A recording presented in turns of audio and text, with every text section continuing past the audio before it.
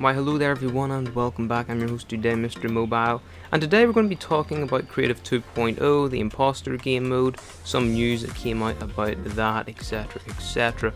And in the background, before we continue on, I'm just building one of my maps, a new abandoned map, because you guys had voted for that in the community post, the poll thingy-mabobber, and if you want to be in the next post, remember to subscribe and hit the notification bell so you can see when I bring up polls and stuff. I think that's how that works anyway.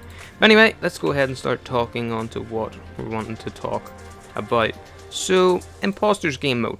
Yeah, pretty cool game mode, basically an exact copy of Among Us, and people aren't really happy about that, but sure, whatever.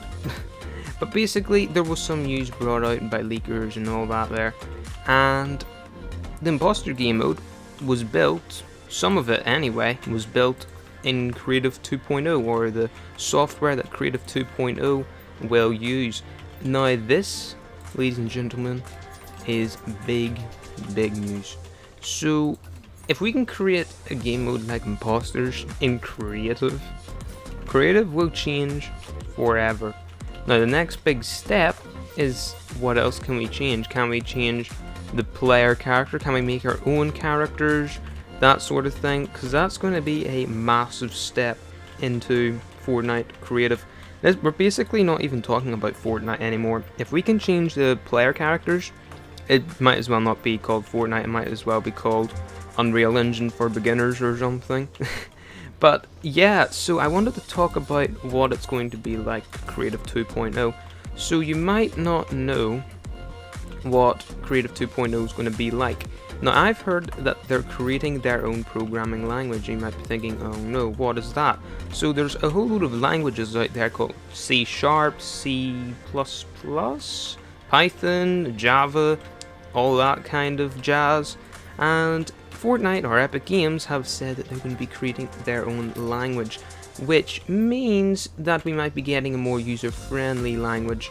Now what people are thinking that they're going to make is a language that's kind of like a language that exists on a website called Scratch. Now Scratch is another programming kind of thing. It is free, you can go and check it out, it's probably on the internet somewhere. But you usually use it at the start of high school when you're doing your IT stuff, building games and all that. And it is honestly a lot of fun. I had a great time doing it when I used it back in the day. Of course I got that 100%. Maybe, I don't know. I should have, hopefully. But anyway, in that programming language you get these blocks, and each block has its own thing. So you know triggers and all that. Triggers are basically like this programming language where you can program whatever you want into them. But with this new programming language, it's going to look a little bit more complicated, but it's going to be a lot more creative influenced, I think that's how you say it. But basically, if you were to get a cube and it was player movement cube, you could do, if you click W and player moves forwards, and you would connect that to game start or whatever, then you could make a trigger setup so it changes the W into Q or something, and that would then change the forward key to Q. And that's basically what we're going to be able to do. It's hopefully going to be pretty easy, as easy as Scratch. Now it's not as hard as C++ or Java or anything like that, but it does still take a wee bit of learning, that's for sure. It doesn't take a lot if it's going to be like Scratch, but it will still take a wee bit of a learning curve. Now my question is, this new Creative 2.0, if we can create our own models and put our own models in the game and do all that sort of stuff, create animations and stuff, what if there's people out there that want to create stuff that ain't so Fortnite like, you know? How are they going to manage all of those people?